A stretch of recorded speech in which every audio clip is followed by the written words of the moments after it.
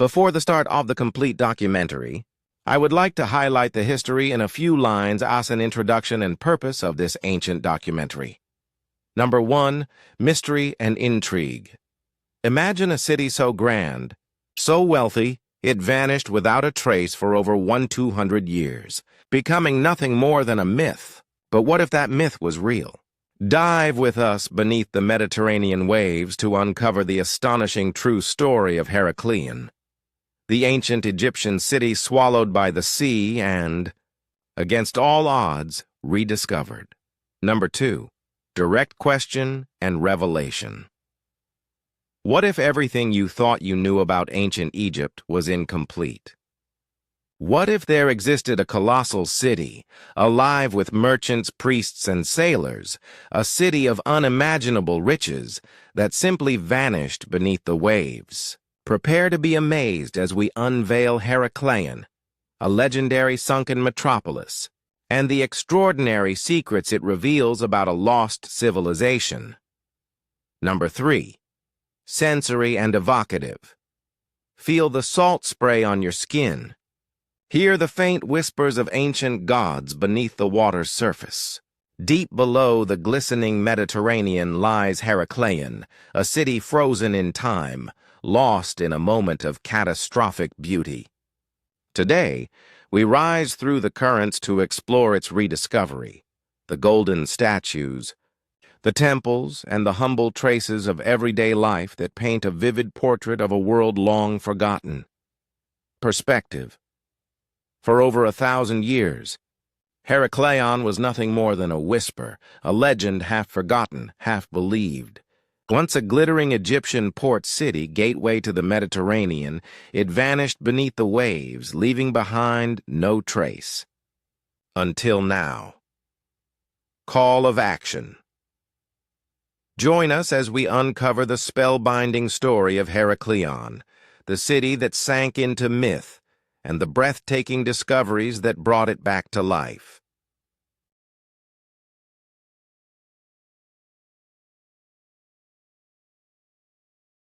Let us start the complete documentary on unearthing the sunken city of Heracleion. For centuries, the story of Heracleion drifted through the corridors of history like a half-remembered dream, a name spoken in awe by ancient writers, then swallowed by silence. It was said to have been one of the greatest cities of Egypt's Mediterranean coast, a magnificent port that welcomed merchants and travelers from every corner of the known world. Its harbors were filled with ships from Greece, Cyprus, and Phoenicia, and its streets were alive with the murmur of languages, the clinking of coins, the scent of incense and salt air. Yet somewhere along the line, it vanished. Not gradually, not gracefully, but utterly. A once thriving metropolis seemed to have slipped beneath the sea, leaving behind only legends. The earliest records of Heracleion, or Thonis Heracleion, as it was known to the ancient Egyptians, come from Greek historians such as Herodotus and Diodorus Siculus. They described a city of extraordinary importance, the point where all foreign ships entering Egypt had to dock before proceeding up the Nile to the great city of Memphis. Heracleion was said to have stood at the mouth of the canopic branch of the Nile, a place of trade, of ritual, and of royal authority. It was here, Herodotus claimed, that the legendary hero Heracles had once set foot, giving the city its Greek name. The Egyptians, however, associated it with their own gods. They called it Thonis, a sacred space where divine and human worlds met. But history, as it often does, grew foggy with time. The Nile changed its course. The delta shifted. Maps were lost, rewritten, mistranslated. By the dawn of the modern age, Heracleion had become a mystery, a city mentioned in old texts but missing from the earth. Scholars debated whether it had ever truly existed, or whether the name was simply a poetic exaggeration, a myth to lend grandeur to the past. For centuries, no trace of its temples or harbors was found. It was as though the sea itself had conspired to erase every sign of its presence.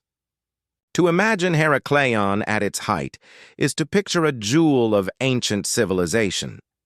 The city lay where the Nile met the Mediterranean, serving as both gatekeeper and bridge between worlds. Ships would have entered its massive harbors loaded with grain, papyrus, and fine linens from Egypt's interior, trading them for olive oil, wine, and precious metals from Greece and beyond. The quays would have been alive with noise, the creak of ropes, the calls of merchants, the rhythmic chant of laborers unloading cargo beneath the hot Egyptian sun. Temples rose over the skyline, their white limestone walls gleaming in the light, adorned with colorful hieroglyphs and the scent of burning myrrh drifting through the air. At the center of the city stood the grand temple of Amun-Gereb, the heart of Heracleon's spiritual life. Pilgrims came from far and wide to honor the god, to make offerings, to seek divine favor. It was here that pharaohs were said to perform sacred rituals before being crowned, symbolically receiving their power from the gods. Festivals filled the city with color and celebration. Musicians played reed flutes and drums, dancers moved in shimmering linen, and golden barges floated down the canals in processions of splendor. Heracleion was more than a city. It was a living symbol of Egypt's divine connection to both land and sea. Yet beneath that beauty lay danger. The Nile Delta is not solid rock, but a shifting web of clay and sand, built layer upon layer by centuries of sediment. The ground beneath Heracleion was always unstable, slowly changing under the pressure of tides and floods. Add to that the constant tremors of the earth. Egypt, though rarely remembered for its earthquakes, was no stranger to them. And the city's foundation was less secure than its grandeur suggested. Some historians now believe that gradual subsidence weakened Heracleion over time, sinking its buildings inch by inch until disaster struck. Others point to a massive earthquake followed by liquefaction, when the water-soaked soil turned to liquid, swallowing everything built upon it. Whatever the cause, the end must have come swiftly. Perhaps one day the ground began to tremble. The canals overflowed and the sea rose up in a surge of unstoppable force. Imagine the panic as walls cracked, temples tilted, and the streets filled with rushing water. Ships broke free from their moorings and crashed into one another. Statues of gods toppled, vanishing into the dark water. The people fled inland, carrying what they could, looking back to see their world sinking beneath the waves. The ocean closed over Heracleion, and silence fell. What remained afterward was memory, and even that began to fade. The delta continued to shift. Layers of silt buried the city deeper each year. The sea moved inward, and the land that had once been bustling harbor became a shallow bay. Centuries passed. Empires rose and fell. Alexandria, once Heracleon's neighbor, became the new jewel of the Mediterranean, and the name Thonis Heracleion slipped quietly out of use. When medieval travelers sailed those waters, they saw nothing but open sea. Still, fragments of the legend survived. Greek and Egyptian texts spoke of a city lost beneath the waves. Sailors told stories of ghostly ruins glimpsed in the clear shallows, of strange shapes rising from the seafloor. Local fishermen, casting their nets, occasionally pulled up ancient coins or fragments of stone inscribed with hieroglyphs, relics of something vast buried below. But without proof, these were dismissed as coincidences, curiosities. The idea of an entire city lying intact beneath the sea seemed impossible, and so, for more than 1,200 years, Heracleion remained a myth. Scholars argued over its location.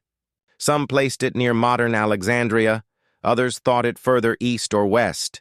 Expeditions were proposed and abandoned. The sea, vast and unyielding, kept its secret well. Yet myths have a strange persistence. They wait, they linger, they whisper through time until someone decides to listen. And Heracleion's whisper was too compelling to ignore. Beneath the calm blue surface of the Mediterranean, a story was waiting to be told. A story of grandeur, faith, and sudden catastrophe. A story that would eventually resurface, centuries, Later, to remind the modern world that even the mightiest civilizations can be swept away in an instant. The vanished city of Heracleion was not just an archaeological mystery, it was a symbol of human impermanence. Its fall was a lesson written in water, that no empire, no matter how prosperous, stands forever.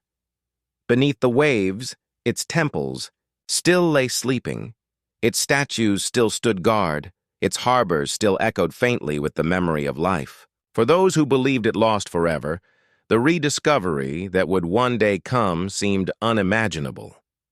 But time has a way of bringing truth back to light, and what had been forgotten beneath the sea was waiting patiently to be found again. The story of Heracleion's rediscovery begins not with a flash of revelation, but with one man's quiet and relentless obsession. For centuries, historians and archaeologists had searched in vain for proof of the fabled city known as Thonis Heracleion. Some dismissed it entirely, a poetic exaggeration by ancient writers like Herodotus, a mirage conjured by the imagination of time. But for Dr. Frank Gaudio, a French underwater archaeologist with a mind as precise as it was visionary, the myth was too specific, too persistent, to be pure fiction. There had to be something, ruins, relics, traces of walls or harbor stones, hidden somewhere beneath the waters of Egypt's northern coast. In the early 1990s, Gaudio began piecing together fragments of history, poring over centuries-old maps, ancient Greek accounts, and Egyptian temple inscriptions. He noticed patterns, descriptions of canals, trade routes, and temples that did not match any known site on land. Some ancient texts mentioned two names, Thonis and Heracleion, seemingly describing the same place but from different languages. To the Greeks, it was Heracleion, city of Heracles; to the Egyptians, Thonis, guardian of the Nile's mouth. If these were indeed one city, it must have been a colossal port, positioned where the Nile met the Mediterranean, the gateway through which all seaborne traffic once entered Egypt. But finding a city that had disappeared beneath centuries of shifting sands and rising seas was no simple task. The Nile Delta is an ever-changing landscape, vast, shallow, and murky, its floor blanketed by layers of silt carried downstream each year. In some places, visibility underwater barely extends beyond an arm's length. Traditional archaeological methods, digging, surveying, excavation, are nearly impossible under such conditions. What Gaudio needed was technology that could see through the water and sediment, technology capable of reading the Earth's hidden contours. So he turned to tools not originally designed for archaeology at all. In collaboration with the European Institute for Underwater Archaeology, Gaudio employed side-scan sonar, a sophisticated mapping system used by oil companies to detect geological formations beneath the sea. This sonar sends out sound waves that bounce back differently depending on what lies below: soft mud, stone walls, or metallic objects, painting a ghostly picture of the unseen world beneath. For years, Gaudio and his team scanned the shallow waters of Abu Qir Bay, near Alexandria, a region long suspected of hiding ancient settlements. The work was painstaking. Day after day, they studied sonar readings that revealed little more than the shifting contours of the seabed. Months turned into years. Funding was uncertain. Critics whispered that he was chasing shadows. Yet Gaudio refused to give up. "Every myth has its origin," he once said. "My task is to find where truth and legend meet." Then in 2000, something extraordinary happened. During a routine scan, the sonar returned an image unlike anything the team had seen before: a massive, symmetrical anomaly buried beneath layers of silt. It was too large, too structured to be natural. Intrigued, Gaudio ordered a closer inspection. Divers were sent down to the site. The water was cloudy, visibility almost nil. They felt their way through the darkness, hands brushing through soft sediment, and then their fingers met something solid. A surface carved by human hands, stone. They cleared away more silt, their excitement mounting with every stroke. As the outlines emerged, it became clear that they had found something monumental, the top of a colossal statue. When they managed to uncover its face, what stared back at them was unmistakably Egyptian. A serene, regal visage of a pharaoh, carved with the craftsmanship of the ancient world. Soon they found more, another statue, and another, each one massive, some standing over 5 meters tall, lying peacefully in the mud as though asleep for 1,000 years. It was the confirmation Gaudio had been searching for. The city was real. Heracleion had not been a fable or a symbolic story. It had existed, and it was right there beneath the waters of Abukir Bay. Word of the discovery spread quickly through the archaeological world. Teams from around the globe joined the mission, bringing with them cutting-edge tools and deep curiosity. As excavation began, divers uncovered more astonishing finds: temple columns, stone tablets inscribed with hieroglyphs, fragments of walls, and artifacts that painted a vivid picture of life in a city once teeming with people. A stele, a large inscribed stone slab, was soon found bearing the name of Thonis Heracleion, settling once and for all the debate about whether the two were the same city. Each new find deepened the sense of wonder. Beneath centuries of silt, Heracleion had remained remarkably preserved. There were ceremonial boats, gold coins, bronze vessels, and statues of Egyptian gods like Isis and Osiris. Even everyday items, clay jars, weights, tools, were recovered, frozen in time. It was as if the city had simply gone to sleep beneath the sea, waiting to be found. For Gaudio and his team, the moment carried profound emotion. They were not just uncovering relics, they were resurrecting a world. Every artifact told a story, of priests performing sacred rites, of merchants haggling in the harbor, of children playing in sunlit courtyards. The scope of the discovery was so vast that it redefined what underwater archaeology could achieve, yet even as the discoveries multiplied, so did the mysteries. How had an entire city of such grandeur simply vanished? Geological studies began to shed light on the catastrophe. The soil of the Nile Delta is composed of saturated clay and sand, unstable under pressure. Over centuries, the weight of heavy stone structures, combined with rising water levels and a series of earthquakes, caused the land to liquefy. Buildings sank gradually, then suddenly into the water. The sea claimed them completely, preserving them under thick layers of sediment that kept them safe from oxygen and decay. It was a perfect paradox. Destruction and preservation intertwined. The same force that had swallowed Heracleion whole had also ensured that it remained untouched for over a millennium. As excavations continued, the city's true scale began to emerge. Heracleion was vast, covering an area larger than several modern city blocks. It had harbors, canals, sanctuaries, and residential quarters. It was not just a trading post, but a religious and political hub, serving as the primary entry point for goods coming from Greece into Egypt. This discovery reshaped historians' understanding of Egypt's interaction with the Mediterranean world. The rediscovery of Heracleion was more than an archaeological triumph. It was the vindication of belief. Dr. Frank. Gaudio's pursuit of a myth had led to one of the greatest underwater discoveries in modern history. For years, he had faced skepticism, technical setbacks, and financial uncertainty. Yet he had trusted that truth lay beneath the waves. When the first statue emerged from the mud, gleaming faintly under the divers' lamps, that faith was rewarded. In that moment, myth became history. Heracleion, once a ghost whispered about by ancient writers, was suddenly undeniably real. Its temples, statues, and artifacts spoke louder than any legend ever could. And the world listened, mesmerized by the revelation that beneath the still waters of the Mediterranean, entire chapters of human civilization still waited to be rediscovered. The quest for Heracleion proved that sometimes the line between myth and truth is not erased by time, but hidden, waiting for someone with enough patience and faith to look beneath the surface. When the divers first descended into the murky waters of Abukir Bay, they had little idea of the scale of what they were about to uncover.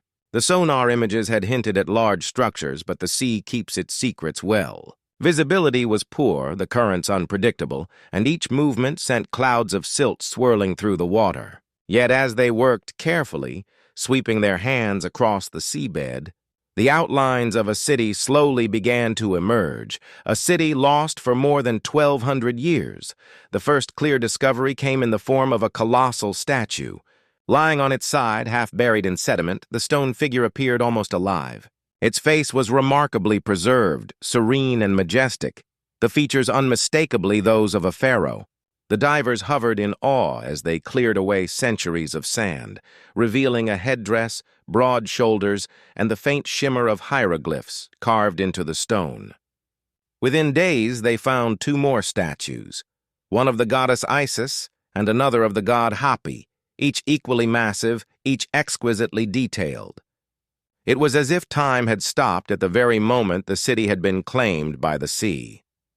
As word spread, more archaeologists and divers joined the mission.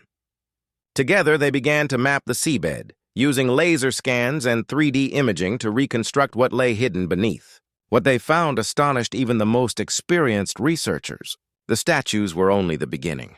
Beneath layers of mud lay the remains of temples, columns, and great slabs of stone that once formed the walls of sanctuaries. Over time, the pattern became clear. This was not a scattering of ruins, but an organized city complete with harbors, canals, and streets. Heracleion was enormous, sprawling across several square kilometers. Its layout began to take shape as divers traced the outlines of structures buried deep in the silt. The remains of docks and quays suggested an advanced maritime system, built to handle the heavy trade between Egypt and the Mediterranean world. Channels connected different sections of the city, allowing boats to move through it like veins through a living body. Massive stone anchors weighing hundreds of kilograms lay in neat rows near the old harbor. Some still bore the marks of ropes long since dissolved by time. The deeper the divers went, the more intimate the discoveries became. Gold coins shimmered faintly in the sand, marked with Greek inscriptions. Bronze vessels, delicate yet unbroken, sat beside fragments of pottery and jewelry. One diver unearthed a small hand-carved figurine, a toy perhaps belonging to a child who had lived and laughed in this city centuries ago. These finds gave the site something human, something immediate. Heracleion was no longer a legend. It was a home, a place where people had worked, worshipped, and dreamed. Many of the artifacts revealed a blending of Egyptian and Greek cultures. The architecture, too, reflected this dual identity. Egyptian temples adorned with Greek inscriptions, statues of gods that combined features from both civilizations. This was a city of convergence, a place where worlds met and mingled. It had been the first Egyptian port visited by foreign ships, a threshold between the land of the pharaohs and the open sea. Traders brought not only goods, but stories, languages, and beliefs, and Heracleion absorbed them all. The crown jewel of the city, however, was the great temple of Amen-Gereb. Its ruins were among the most spectacular discoveries of the entire expedition. Built of limestone blocks that once gleamed white under the sun, the temple had been a focal point of religious life. Even underwater, its majesty was unmistakable. Colossal columns rose from the seabed, some still standing upright, others tilted but intact. Stone altars, ceremonial tables, and engraved reliefs depicted scenes of offerings to the gods. On one fragment, divers found carvings of a pharaoh kneeling before a moon, surrounded by priests holding sacred vessels. In the waters around the temple, archaeologists found dozens of small bronze statues, offerings left by worshippers seeking blessings or forgiveness. Gold jewelry, beads, and amulets shaped like scarabs lay scattered nearby, their luster undimmed despite the centuries. These discoveries spoke of devotion and faith, of lives bound to the rhythms of religion. Heracleion, it became clear, had been more than a commercial hub. It was a spiritual center, a place where divine power was believed to touch the world of men. The discovery of ritual boats added another layer to the story. 12 of them were found buried in the mud near the temple area. Some were intact, their wooden hulls preserved by the oxygen-deprived conditions of the seabed. These vessels, known as barks, had likely been used during processions honoring the gods. On festival days, Priests would have carried statues of deities through the city streets and placed them aboard these sacred boats, which were then floated along the canals amid music, chants, and incense. To find these boats preserved in their original positions was like opening a window into the very heart of ancient Egyptian ritual life. As the excavation expanded, the team began to piece together the daily rhythm of the city. Stone weights and measuring tools hinted at bustling markets where merchants traded grain, spices, and linen. Pottery shards revealed patterns of daily meals: grains, fish, olive oil, and beer. The discovery of molds for glass beads and metal ornaments suggested workshops where artisans had plied their trade. Everything pointed to a thriving urban life that had suddenly come to an end. Some artifacts told darker stories. Skeletons were found among collapsed buildings, still trapped beneath fallen stones. Evidence of fire and broken walls suggested that the city's final moments had been chaotic. Perhaps an earthquake struck without warning, shaking the soft delta ground until it liquefied. The city's heavy stone temples and houses would have sunk rapidly, their foundations giving way as the water rushed in. What had once been Heracleion's lifeblood, its proximity to the sea, became its doom, and yet in that destruction, a strange kind of preservation occurred. Buried under meters of mud and water, the city escaped the looters, wars, and weathering that destroyed so many ancient sites. Its treasures remained untouched, sealed in darkness. When the divers uncovered them, they found not ruins eroded by centuries of exposure, but objects as pristine as if they had been placed there yesterday. The mapping of Heracleion was a monumental task. Each new artifact, each wall or pillar, was recorded in exact detail. Using GPS, sonar, and laser scanning, archaeologists created a 3D reconstruction of the entire submerged city. Slowly, a picture formed of harbors lined with warehouses, temples connected by canals, and streets leading from the docks to the sacred precincts. It was a portrait of a world that had once been vibrant, now frozen in time beneath the sea. The more the team uncovered, the clearer the city's role in history became. Heracleion had been the beating heart of Egypt's interaction with the Mediterranean, a place of exchange, diplomacy, and spiritual power. It was here that Greek merchants first stepped onto Egyptian soil. Here that gods were worshipped in grand ceremonies. Here that gold and incense flowed like rivers through the marketplace. Standing in the dim light of the underwater lamps, surrounded by statues and temples, the divers could almost feel the pulse of the city returning. Each new discovery added depth to its story, not a myth, not a ruin, but a civilization reborn in the silence of the sea. Heracleion, once thought to be a fable, had unveiled itself as a marvel of human creation, a testament to ambition, beauty, and the eternal dance between land and water. Beneath the calm waves, an entire metropolis slept for centuries, waiting patiently for the day when the world would remember its name. As the city of Heracleion slowly emerged from the depths, its secrets began to whisper through every artifact, every temple stone, every inscription brought back into the light. What the divers and archaeologists uncovered was not merely a collection of ruins, but a revelation of how deeply connected this lost city had been to the spiritual, political, and economic lifeblood of ancient Egypt. Each discovery peeled back another layer of mystery, transforming the myth into a mirror that reflected the complexity of an entire civilization, its faith, its power, and its fragility. Among the first revelations was Heracleion's extraordinary religious significance. The massive remains of the temple of Amun-Gareb, discovered near the city's center, were unlike anything seen in the submerged world of archaeology. Ancient inscriptions revealed that this temple was one of the most sacred places in Egypt during the late pharaonic period. Here, the god Amun, often merged with the sun god Ra, was worshipped as a divine ruler whose blessings sustained the kingdom. The temple was more than a site of prayer. It was a ceremonial heart, a place where the invisible bond between gods and pharaohs was renewed. Every pharaoh ascending to power was believed to require the blessing of Amun, and Heracleion played a key role in this sacred transition. It was here, according to recovered texts and ritual artifacts, that rulers came to perform rites confirming their divine legitimacy. The temple precincts once glowed with the flicker of torches, the scent of burning myrrh, and the sound of chanting priests. Offerings of gold, alabaster vessels, and carved figures were made in the gods' honor. When the divers unearthed hundreds of small bronze statues, each depicting a deity or sacred symbol, it became clear that pilgrims had traveled from across Egypt to present their tributes. Further evidence showed that Heracleion hosted an annual procession of the gods, a grand festival that drew thousands. During this event, sacred barges carrying images of the gods, Amun, Isis, Osiris, and others, would float along the city's canals, accompanied by hymns and music.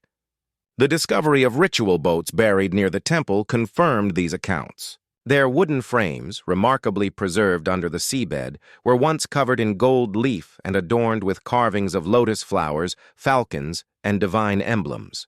These were not ordinary vessels.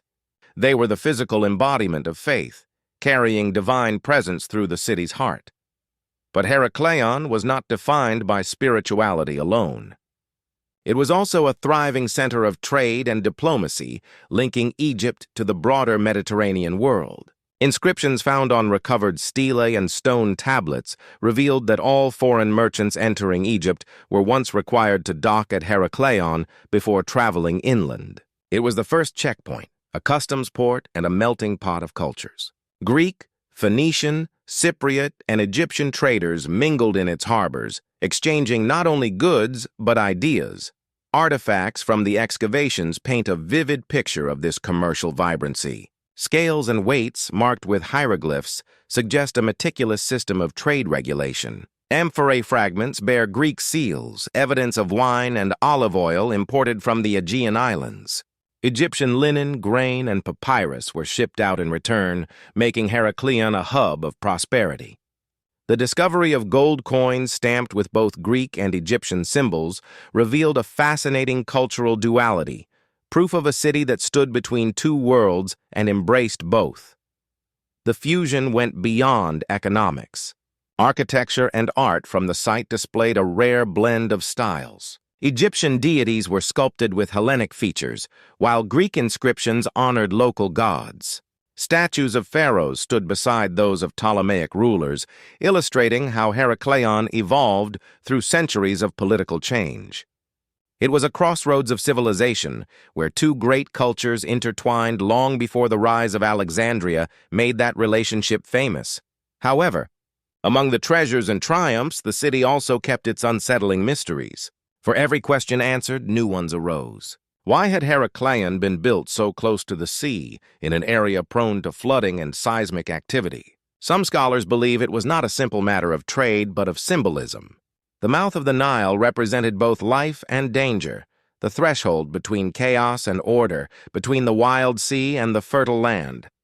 Building a city there may have been seen as an act of divine harmony, a statement that human ingenuity could tame even the unpredictable forces of nature. Yet nature had the final word. Geological studies of the site revealed evidence of massive liquefaction events, when the ground, saturated with water, suddenly behaves like liquid during an earthquake. Such a phenomenon could have caused the entire city to sink swiftly, its buildings collapsing as the foundations gave way. Sediment cores extracted from the seabed contained layers of sand that indicated violent flooding, suggesting that multiple disasters, quakes, tsunamis, and gradual subsidence may have combined to destroy Heracleion. Even so, some questions defied scientific explanation. Divers found temples that seemed to have been deliberately dismantled before the city's final collapse. Statues were laid carefully on their sides, as if placed in rest rather than destroyed by catastrophe. Was this the result of human foresight, a desperate attempt to preserve sacred icons before the inevitable? Or was it coincidence? The line between history and myth blurred once again, just as it had for centuries. One of the most intriguing discoveries was a massive stele, or inscribed stone slab, bearing decrees written in hieroglyphs. It detailed trade laws and religious regulations, issued during the reign of Pharaoh Nectanebo in the 4th century BCE. This stele proved that Heracleion had not only existed, but played a crucial administrative role in Egypt's later dynasties. Its size and preservation were astonishing. More than 5 meters tall, carved with symbols so sharp they looked freshly etched. It stood as silent testimony to the city's political importance, an artifact that bridged legend and reality. As divers continued to explore, they unearthed dozens of smaller relics, seals, rings, oil lamps, and tools, fragments of daily life that revealed the humanity behind the grandeur. There were amulets shaped like eyes for protection, fragments of pottery bearing fingerprints, and jars still containing traces of perfume. Every piece, no matter how small, spoke of people who had lived ordinary lives amid extraordinary surroundings. What fascinated researchers most was how Heracleion's fall preserved its story better than time on land ever could. The mud and water that had buried the city also sealed it from oxygen, halting decay. Unlike ruins scorched by desert winds or eroded by centuries of weather, Heracleion remained intact, frozen in its final moment. This made it a perfect time capsule, one that offered a rare, unfiltered glimpse into the past. And still, the mysteries persisted. Only a fraction of the city has been excavated, and sonar scans suggest that large sections remain untouched beneath deeper layers of silt. What treasures or revelations lie below? Could there be more temples, more ships, more untouched chambers containing scrolls or inscriptions that tell the city's full story? Each discovery deepened the sense that Heracleion had not yet finished speaking. The secrets of Heracleion are not just about what it once was, but what it represents. It reminds us of the fragile balance between human ambition and the forces of nature. A city built to honor gods and kings, to control trade and symbolize unity, was undone by the very element that gave it life, the water. Yet, in its destruction, it achieved immortality. Today, as archaeologists continue to uncover its hidden depths, Heracleion stands as both a warning and a wonder, a silent teacher from the past, whispering that even the grandest civilizations can vanish, yet their truths, if buried deeply enough, will always find a way back to the surface. As the waters of Abukir Bay continued to yield their secrets, the rediscovery of Heracleion became more than a moment in archaeology. It evolved into a living bridge between past and present. What began as a daring search for a myth had transformed into an enduring mission to preserve, study, and understand one of the most remarkable finds in human history. Yet even as its temples, statues, and treasures were brought to light, the question lingered. How could humanity protect something so delicate, so ancient, and so fragile from the slow, relentless hands of time and tide? For archaeologists, the rediscovery of Heracleion was a triumph of science and faith, but it was also a race against decay. The city had been preserved for over 12 centuries beneath layers of mud and sediment, sealed away in darkness where oxygen could not corrode its relics.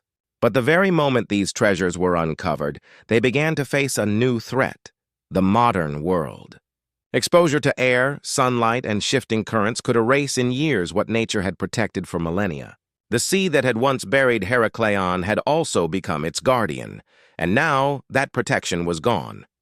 Conservation became the new frontier. Teams of marine scientists, chemists, and restoration experts joined the divers and archaeologists. Each artifact recovered from the seabed required immediate care, delicate cleaning to remove salt, controlled drying to prevent cracking, and chemical treatments to stabilize the stone or metal. Even the statues, massive and seemingly indestructible, were fragile after centuries of underwater pressure. A single misstep could turn an irreplaceable relic into fragments.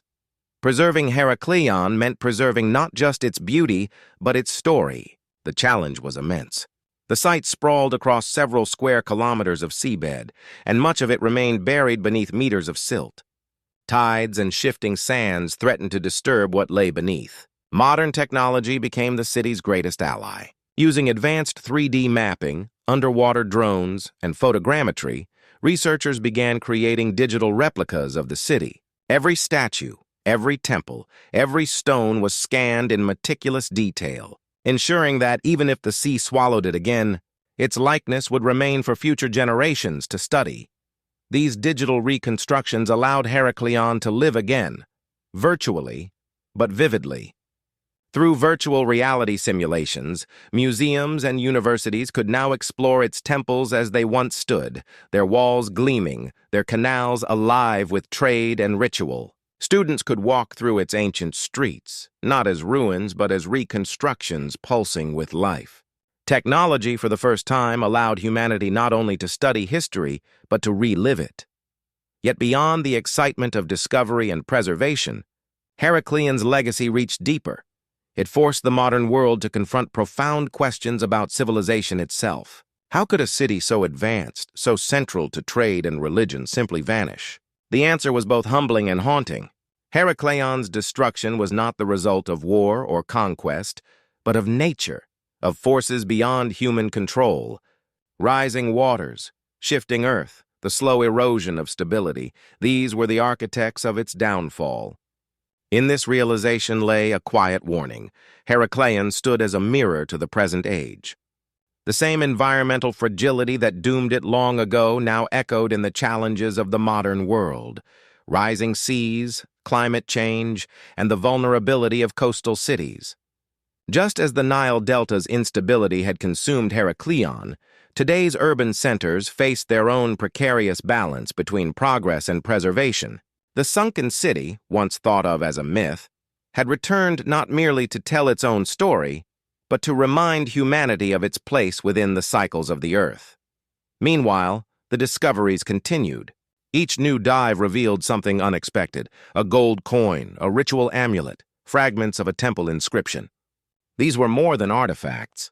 They were voices from a forgotten age. One inscription found near the temple complex described offerings made to Amun for the stability of the two lands, a phrase invoking balance between Upper and Lower Egypt, between land and water. That balance had been broken, but its echo lingered as a message to those who uncovered it. Researchers soon realized that Heracleion's rediscovery was reshaping the broader understanding of ancient Egypt's relationship with the sea. For centuries, historians had focused on Egypt's deserts, its pyramids, and its inland cities like Thebes and Memphis. But Heracleion revealed a different story, one of maritime power, international trade, and global connection. The Egyptians were not isolated behind their sands. They were sailors, merchants, and diplomats whose reach extended across the Mediterranean. The city's ruins proved that Egypt's greatness was not confined to its monuments, but flowed through its harbors. The significance of Heracleion went beyond its physical remains. It became a symbol of endurance, proof that history cannot be erased completely. Beneath the waves, the city had waited patiently, untouched by time's destruction. When it finally re-emerged, it carried with it not only evidence of Egypt's past, but a timeless reminder of human resilience. Civilizations rise, fall, and are forgotten, but their essence endures, waiting for rediscovery. As excavations continued, a new generation of archaeologists took up the mantle. Heracleion became a field school for marine archaeology, training scientists in the delicate art of underwater excavation. Students from around the world came to learn not only about Egypt, but about how technology, patience, and respect for history could bring the impossible back to life. Each dive became an act of reverence, a conversation with the past conducted in silence beneath the sea. The Egyptian government, in collaboration with international organizations, declared the site a protected underwater heritage zone, ensuring that no unauthorized divers or looters could disturb it. Modern sensors were placed around key structures to monitor erosion and detect any movement caused by shifting tides. The site was fragile, but under vigilant care. It could endure for centuries more. Beyond preservation, Heracleion's legacy flourished through education and art.